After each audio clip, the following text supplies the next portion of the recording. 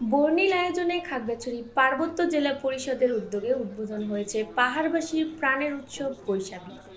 বুধবার ৯ এপ্রিল সকালে খাগড়াছড়ি পার্বত্য জেলা পরিষদ প্রাঙ্গণে বেলুন ও পায়রা উড়িয়ে এই উৎসবের উদ্বোধন করেন Khagrachari region commander brigadier general Sharif Aman Hasan. এ সময় উপস্থিত ছিলেন খাগড়াছড়ি পার্বত্য জেলা পরিষদ চেয়ারম্যান জিরুনা ত্রিপুরা।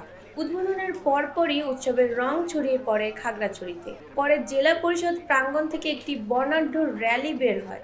র্যালিতে ত্রিপুরা, চাকমা, মারমা ও বাঙালি তরুণ তরুণীরা তাদের নিজস্ব ঐতিহ্যবাহী পোশাক, বাদ্যযন্ত্রের তালে তালে নেচে গিয়ে এতে অংশ নেন।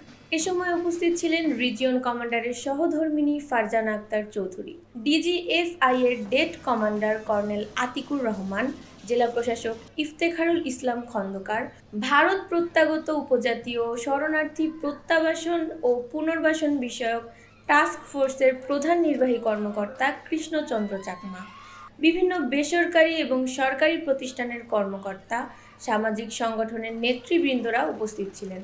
বৈশাখী উৎসবের মধ্য দিয়ে পাহাড়ি বাঙালিদের মধ্যে শান্তি, সম্প্রীতি ও ঐক্য আরও সুদৃঢ় হোক, এই প্রত্যাশাই সকলের।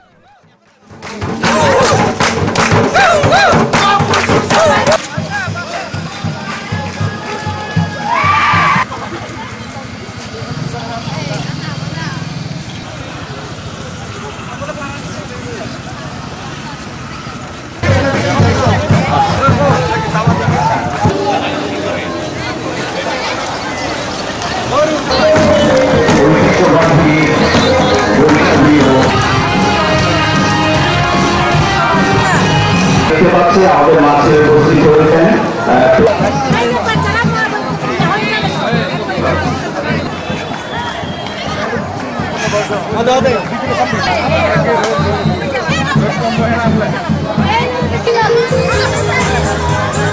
উপস্থিত হয়েছেন সকলকে আমি মঞ্চের সামনে আসা